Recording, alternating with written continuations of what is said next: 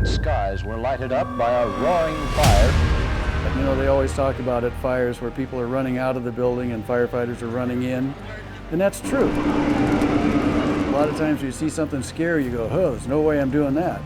But for some reason, I just felt like that's what I want to do for a career. Every time that bell hits, every time that pager goes off, you're going out to help somebody. Galen Thomayer has dedicated his life to the Seattle Fire Department, first as a firefighter, and now as the keeper of the department's history. It all started when Galen was just a kid.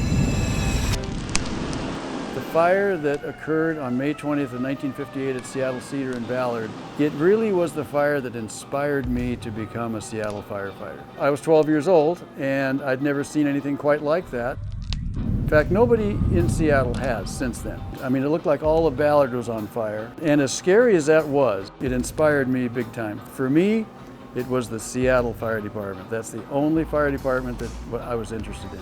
Galen says his dad was a firefighter too, and the two of them started the Last Resort Fire Department Collection more than 50 years ago as a way to preserve Seattle Fire Department history and keep historic old rigs on the road. If we hadn't gone to the effort to save these, most of them would have been scrapped. And everything that we have in our collection is fully functional. As a last resort, you could use them if you had to. Galen says modern firefighting equipment is much safer than the antique stuff, but the basics haven't changed.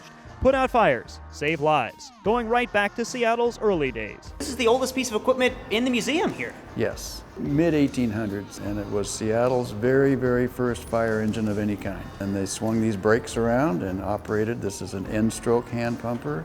From pumping water by hand to pumping water with steam power. This is a real fire engine, right? Yes. Built in 1907, horse-drawn, and then in 1914 they attached a motorized tractor to it. So even today, when you say, oh, there goes a fire engine, it's not because of the gasoline engine, it's because they used to look like this. Steam engine. When you look back at the last 100+ years of the Seattle Fire Department, I think the biggest transition was when the department went from horse-drawn apparatus to motorized. They all had names, part of the crew. This is a 1920 Seagrave 800 gallon per minute pumper, and this rig actually replaced a horse-drawn steamer and horse-drawn hose wagon in 1920. 6-cylinder gasoline engine that drives the vehicle, of course, and it also drives the fire pump. How would you switch it over when you're ready to pump? Here's your shift lever. Once you drop it into pump, then the engine's driving the fire pump. This rig does the exact same thing the new ones do. The water comes in and the water goes out.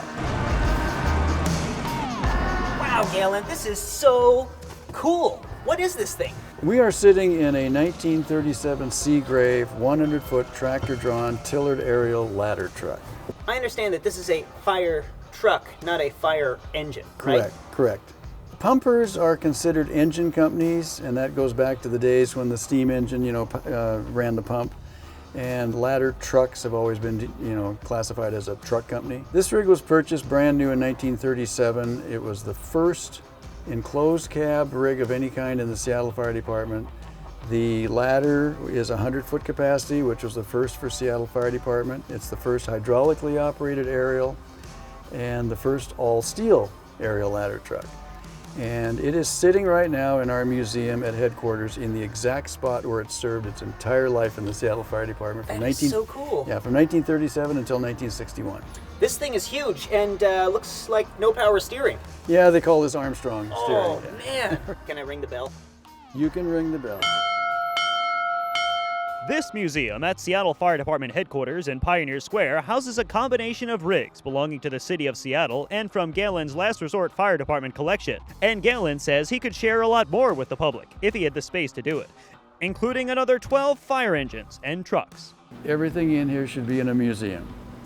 I've spent my entire life preserving Seattle Fire Department history, thousands of photos, books, journals, documents. And these things. Before telephones, way before 911, Right. These were scattered all over the city, and if you saw a fire, what'd you do? You'd run to the alarm box. In here it says pull hook down once and let go, so that's what you would do. And inside, it's punching out 1, 3, 2, 6, which is the box number. It would come across on a register tape like this. The dispatcher would then look up in the card file for box 1326. That would tell him the location of the alarm box. And then once the dispatcher determined which companies were going to respond to the alarm, he would hit the bell in those stations.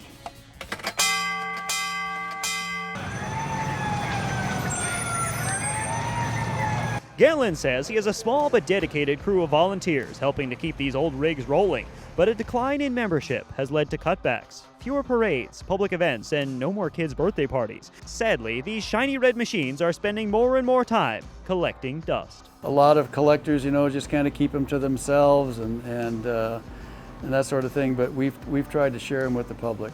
All the equipment you see on our rigs are authentic. They're, whether it's couplings, ladders, nozzles, all that sort of thing, it's what would have been on the rig when it was being used. I'm hoping that a museum can be created soon while I'm still here so that these items can be on display for people to learn from and to enjoy. Anything else you want to say? Send money. John Prentice, Seattle Refinery.